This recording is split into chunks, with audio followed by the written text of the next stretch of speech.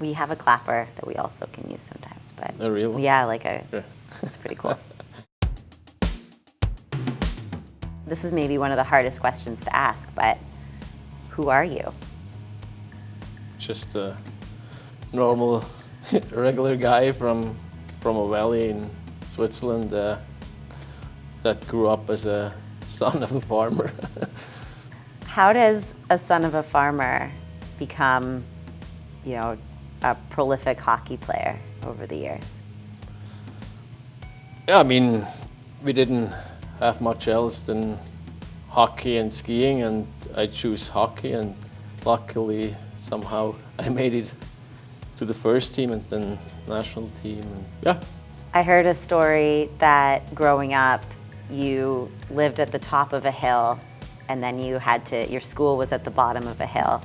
Yeah, especially during the summer, with the cows, we had to go all the way up, and school was down. So yeah, I was going up and down every day basically, or to practice, and I didn't like it too much when I was younger, but now when I look back, I guess it probably helped my endurance and all that. You get memories from back then and what you did with your siblings and all that. And I think I had a pretty nice childhood, and during the winter it was a little bit easier for us kids, but during the summer we helped a lot on the farm and doing the hay and all that stuff. I really enjoyed it, and hopefully my kids kind of have the same freedom as we had. Especially for kids, now they have so much information and almost too much stuff going on, and I think if you're in the nature, it kind of brings everything a little bit down to what really is important. How much do you try to kind of instill that simplicity into your kids' lives? I try to do it a little bit, but it's not easy. And on the other side, I think that's kind of the new world. If they don't know how all that stuff works, they're in bad hands too. But I think it's the mix between getting to know everything and still have that kind of old school stuff.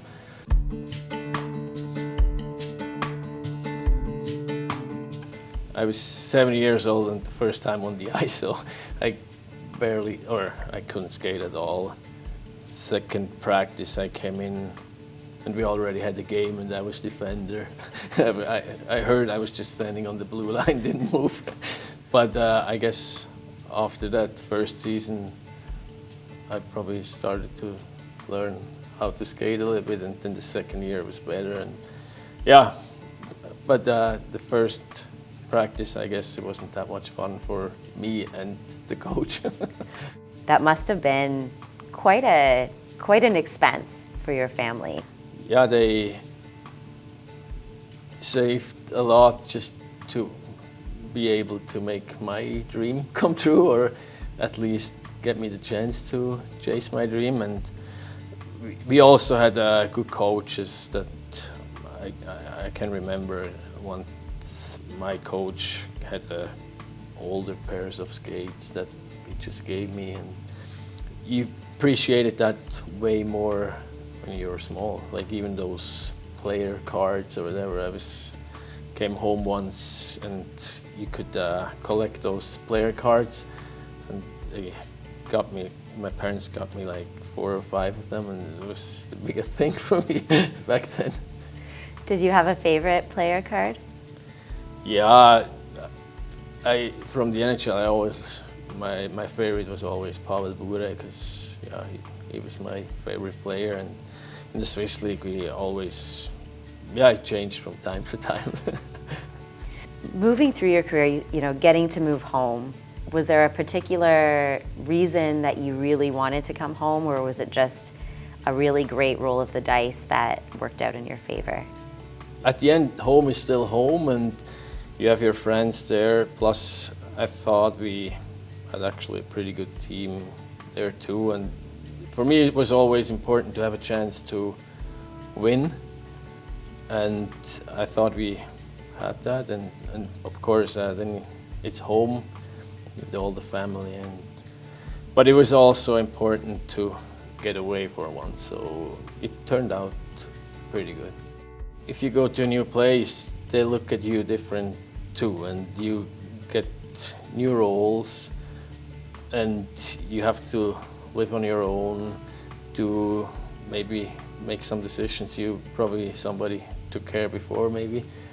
And yeah, you grow as a person and in sports, and then when you come back, they look at you not as the young junior from back in the days anymore, and you see how people grew over the time they went away. They experienced more stuff, and maybe it made them more complete. It's not always easy, and especially if you're young, you want to be always on top, and you think you can make mistakes because maybe it cost you something, making the team or whatever. But I guess if you look long term, maybe some failures help you too. And I always have my phases when I think more or less, but when I was 24, I bought a little dog, and then every day you have to walk, and that kind of helped me pretty much to calm down and see that there are sometimes more important things than just the sports, and now, of course, with the family, that's a big help too. When you get to see kids now, how much of that like grassroots passion for the game do you make sure to instill upon them? Try to make sure if they ask or whatever that first of all they make sure they enjoy it and have fun, and it's fun for me too because I can see myself, if they come up, I can see myself when I was young how big it was for me, and that's why I try to be a good guy to them too, as well as the guys used to be to me, and hope, yeah, that helps them for their future. With all of these people who helped get you to where you are, if you could say thank you to someone, who would it be? Yeah, of course, my parents and my family, but like hockey-wise, I guess, or I think I had a junior coach, Wolfgang Haldi. He was tremendous for us. Not just me, like our whole group. We made so much progress, and not just the coach. He was also teaching us life, and yeah, I think it would be him. Yeah. When I grew up, my dad always had like those books, hockey books. I really like hockey and watching games and reading. Is there anyone here at this tournament that you've watched a lot in other games that you're kind of excited to see in real life?